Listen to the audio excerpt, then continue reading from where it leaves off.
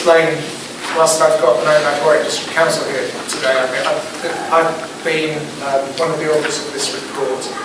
It's really a report that's been prepared by the SWAPOs for the Coventry and Warwickshire Planning Officers Group, but it's been prepared very much in consultation with a number of colleagues around the table, and certainly in consultation with all the councils. So whilst I'll do an introduction to the report, it's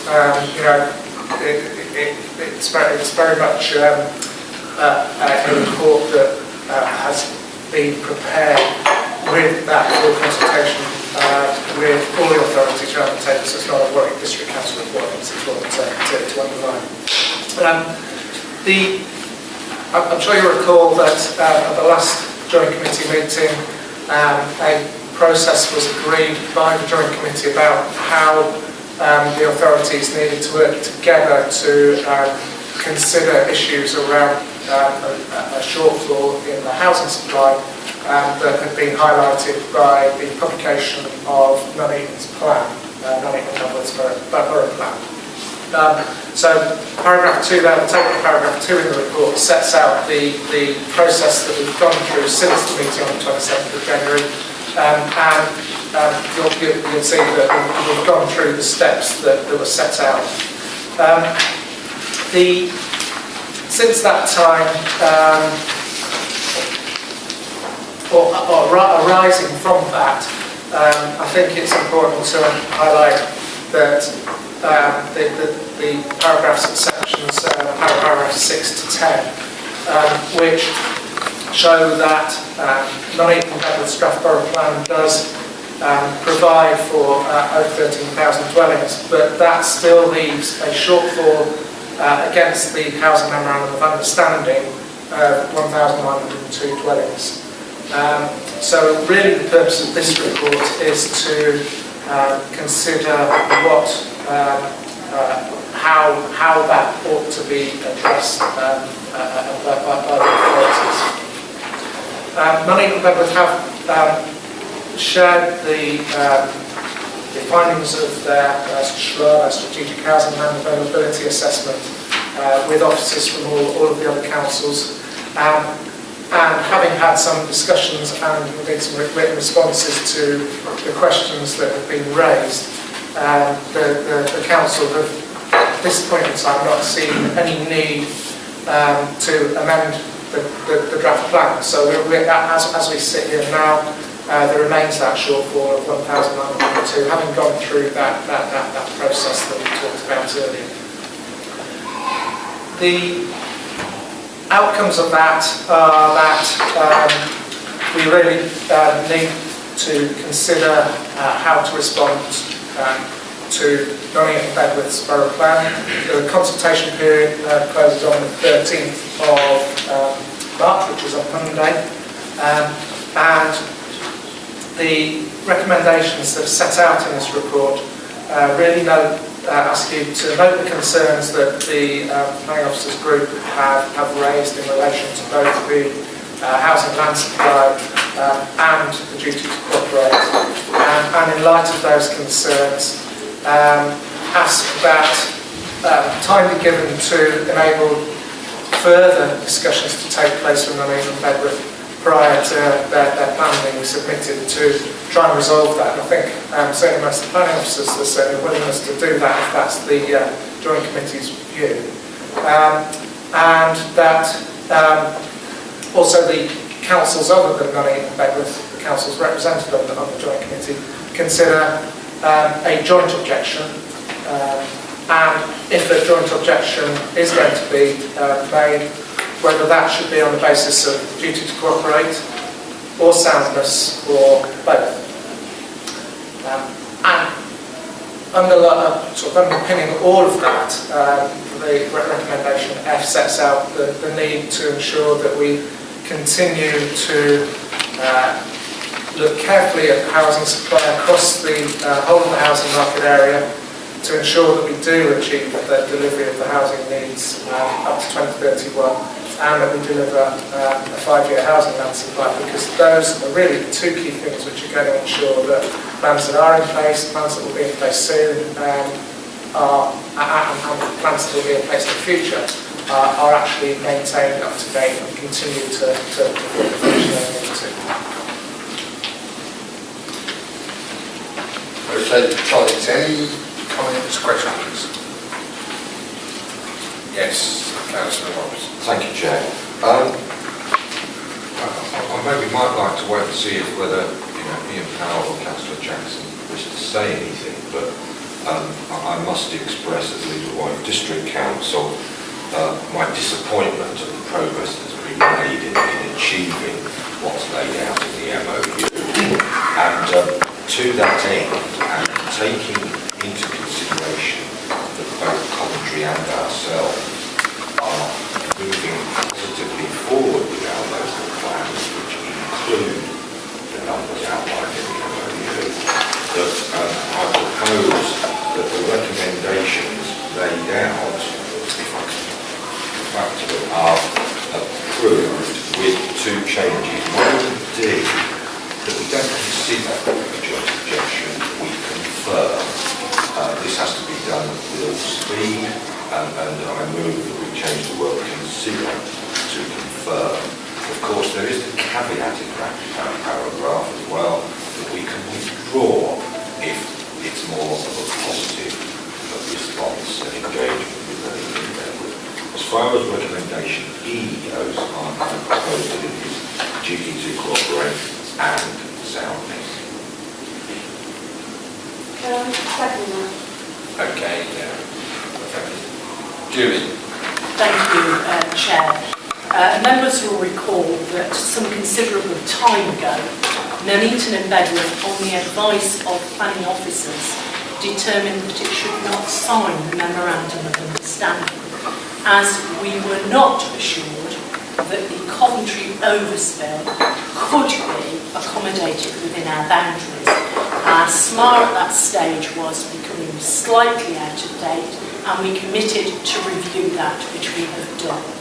Professional planning officers are of the view that Nuneaton and Bedworth cannot take just over 1,900 dwellings that are overspill from Coventry. Members will know Nuneaton and Bedworth is by far the smallest geographical area within the sub-region. Our densities are second only to Coventry, and by some considerable distance from other Warwickshire districts. We are taking a chunk of green belt in excess of that of other Warwickshire districts in order to accommodate the figures that we have said we can accommodate within that grounds. Now, I take great cognizance of professional planning officers' advice in this regard, and that is that we simply cannot take all of the 4,000 overspill from Coventry. That is Nuneaton and Bedworth's view. I also want to reassure members around the table and their officers that Nuneaton and Bedworth is very open to discussions, to answering questions, to wanting to liaise and work cooperatively.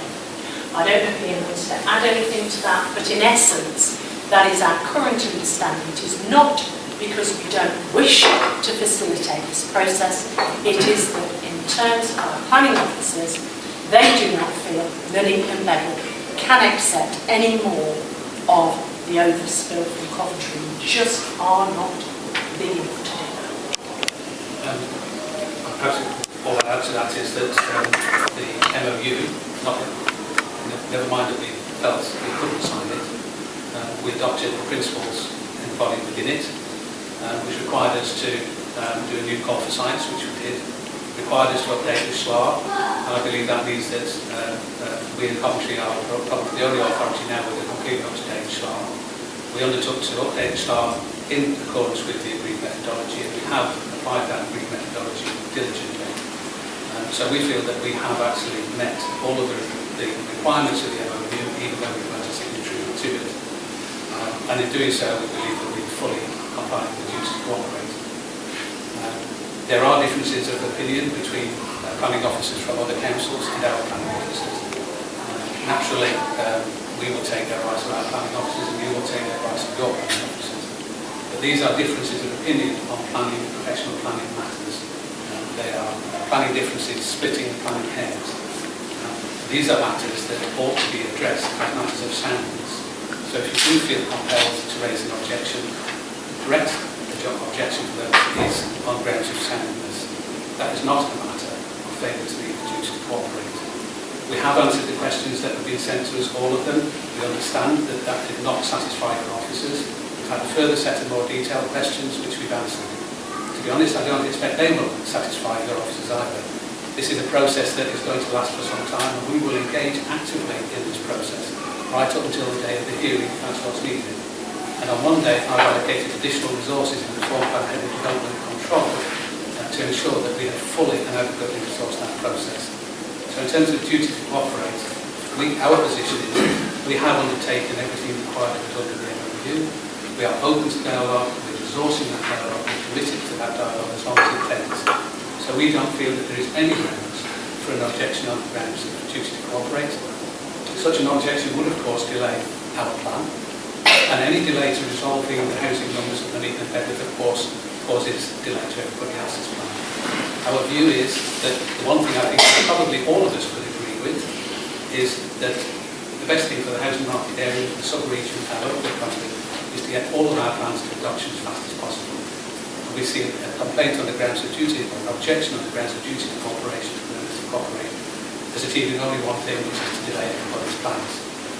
That's why we're committed to the ongoing dialogue, not only to get our own plan adopted as soon as we can, but to get everybody's plans adopted as soon as we can.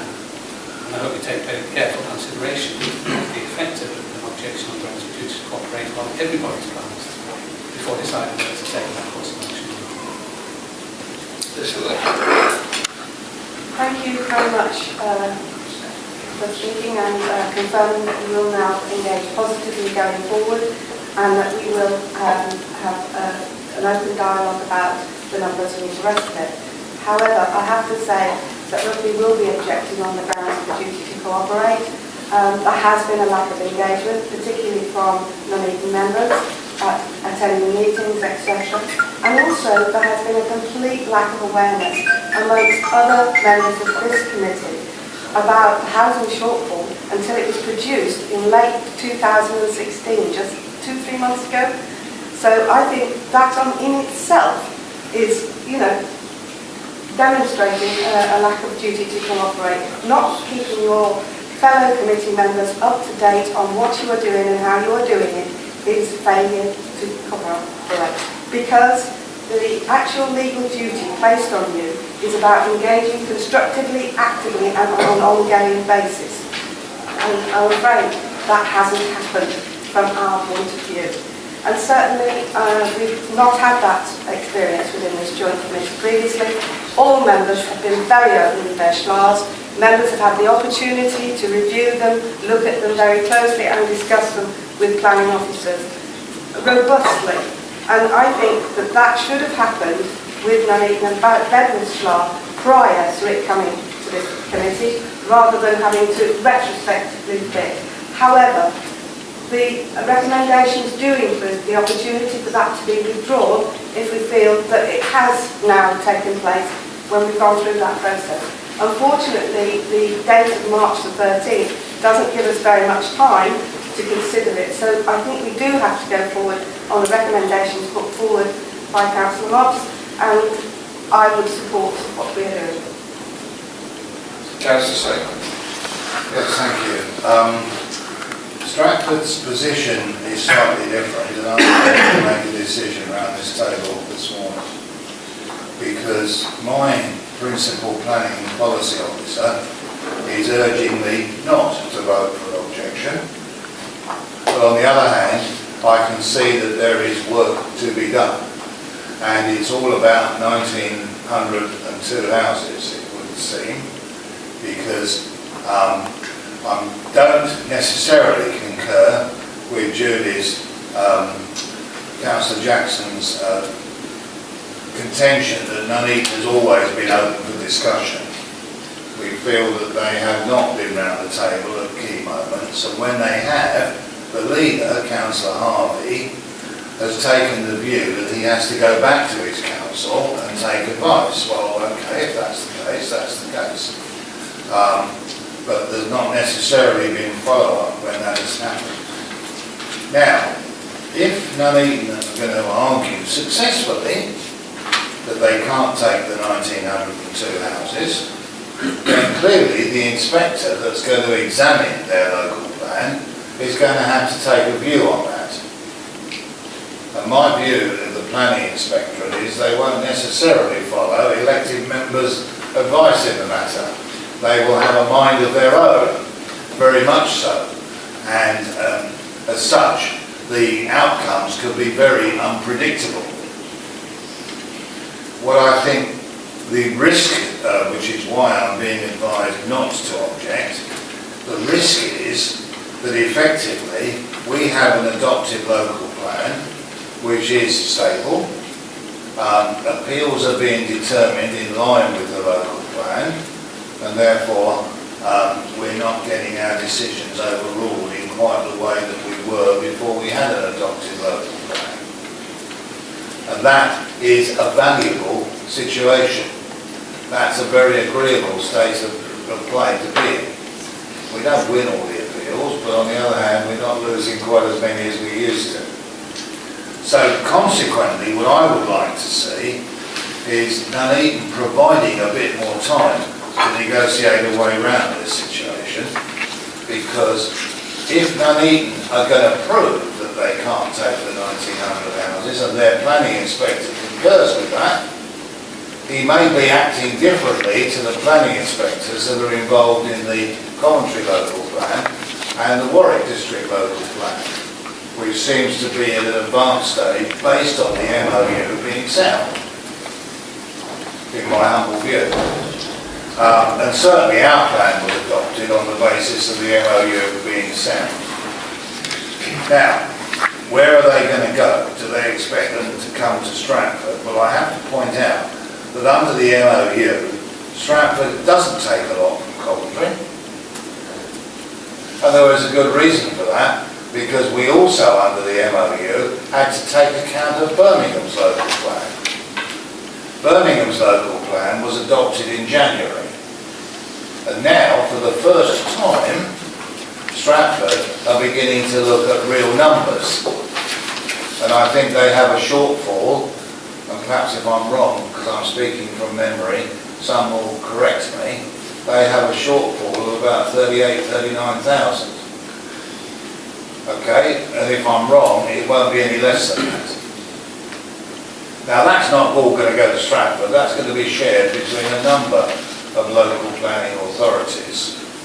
But Coventry and Warwickshire doesn't have a single HMA, it crosses that, and therefore the spare capacity that exists in the graph in the report that we've had for today, which suggests that the MOU provides for more housing that has been allocated, therefore there ought to be some space somewhere, I would suggest can't come to Stratford, because we are going to be looking at dealing with Birmingham's needs.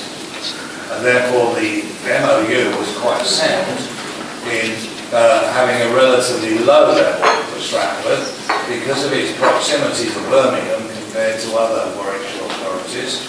There was that understanding that we would take housing from Birmingham. Now, we don't know exactly at the point in time how the shortfall from Birmingham is going to be calmed up. That's work in progress. So therefore, I would like to see some work undertaken before Nuneaton and Bedworth submit their plan. They could say, I suppose, at the end of the consultation period, we could submit it straight away. I think that would be unwise of them to do that because of the objections, and even I am raising concerns without necessarily an objection. Thank you, Councillor. Anybody else? Yes. Yeah, I've got a similar issue. I mean, there is a political dimension, and Nuneaton and Bedworth did play a political dimension there. And we've got an opposition at the moment who are saying stop the bill. As far as they're concerned, build nothing. I mean, and so, you know, we can't ignore the fact that there will be a political dimension. There is an election coming. There is also we've not been as fortunate as Chris is saying in terms of the inspector. In fact, the inspector has come, even with an adopted plan, the inspector has gone down against us in areas that we thought we were perfectly safe, and they found other reasons to do it. So we, at this stage, are not going to be able to. We are willing to cooperate, we are willing to look. We have proved that we have cooperated, but our biggest problem is that we have to take into account the residents as well. Yes, Councillor. From this from the county's perspective, when we like adopting local plans for the simple reason we can plan infrastructure and everything around it. Also, business likes adopted local plans because they can come into a district or a borough and basically say they've got a local plan, they know where we want to go, and we can basically identify where we want to expand, etc., etc. So I like adopted local plans for those reasons, and I think most people in the same way in terms of speculative planning applications, this, there, here, there and everywhere, know that it's not a good place to be when you're having to do with filling infrastructure created by speculative planning applications. So it is an imperative and it's good for everybody to have adopted local plans. Secondly, in terms of the MOU, I remember I chaired several of the meetings where we was basically discussing the MOU. And we made that MOU flexible enough for Nuneaton and Bedworth and everybody to adopt that MOU. It did not tie you to any numbers. It allowed you to be a part of the conversation in terms of debating those numbers and the methodology by which we do it. Nuneaton and Bedworth chose not to engage by using that MOU. The inspector will view that with a degree of suspicion when it comes to kind of saying, have you cooperated? And it is my view the inspector will take, when he looks at it, the same view that the districts and boroughs have taken, that duty to cooperate has not been addressed.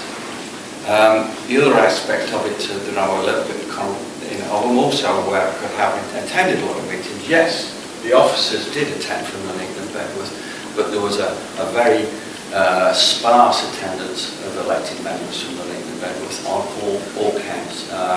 So this will also be looked upon the inspector and down.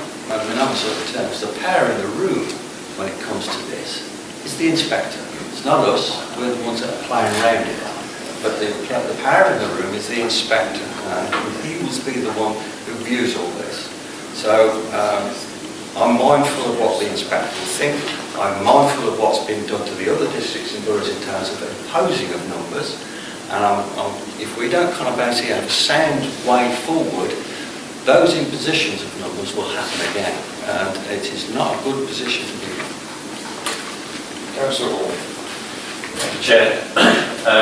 As members know, Hinckley and Bosworth are not part of the SHMA, so I do just want to put on record that I won't actually be taking part in any vote that may or may not happen about the recommendations. But I do just want to say it's obviously on all of us to make sure that we agree the details for Nuneaton. I do think it would be wrong of Nuneaton to put in submit a plan with all these objections and the numbers unclear, and one way or another have to try and resolve those. Obviously as a council, a neighbouring council to Nuneaton and Bedworth will be putting our own comments in during the consultation period before it ends. But I think in terms of an objection as part of this group, I'll just abstain from it at this point. Thank you very much. Anybody else who's not spoken? If there are any comments I want to refer before I move to the next. I'll just say that I think our reason, I did set out very clearly, our initial reason for not signing the Memorandum of Understanding was on professional advice received that stated we would struggle at that very early stage, and we're talking some considerable period ago, we would struggle to accommodate all of the Coventry overspill. We did not have a SLA that was up to date, and so Nuneaton and Bedworth, unlike other councils as I understand it, has updated its SLA in line with the agreements with Coventry, so that we have an evidence base on which to base our future decisions. Of course, residents are very important. I would say that to North Warwickshire Borough Council. Residents are at the heart of everything we do. But backed along with the views of residents, we have to have a sound evidence base. I'm being told that our evidence base about not being able to take the 1902 houses in addition to those we can is sound. I appreciate the councils may wish to argue that. From a professional planning point of view, your officers may argue with soundness. In terms of duty to cooperate, I think for a long time, members around this room and their officers have known the difficulties that the Nuneaton and Bedworth has faced in accommodating the Coventry and Warwickshire. Thank you, Chair. Okay, colleagues, are we content to move to the vote on the basis of the amendments that have been sort of tabled? And I remind colleagues that in respect to 17D, we replaced consider we confirm, and in respect to E, we outlined that the joint objection should cover duty to cooperate and soundness issues. Chair, I'm content with the recommendations except for D, because I've argued the case that really I think it's in everybody's interest the Nuneaton and Bedworth to open up a dialogue, right? In which case they would have to agree probably to waive their 13th of March deadline. May I say that's in recommendation C. We're still approving that in the light of our concerns that NBBC be asked to delay and to allow for the outstanding issues to be raised. To me, C and D are a slight conflict. We ought to perhaps come down to one or the other. Can I just ask them if they are prepared to effectively put back their consultation date? I think I made it very clear, Chair, that Nuneaton and Bedworth officers and members are more than happy to talk to other councils, to have that dialogue right up until submission to the inspectorate. And that's a fair condition. It is indeed, but our position is that the consultation period is 6 weeks, which is the statutory. Well, no, I asked you the question, no, the answer why were you not prepared to, move that back? I've got the answer that you're not. So, I've got that answer. So I will move to the vote, colleagues. All those in favour, please show.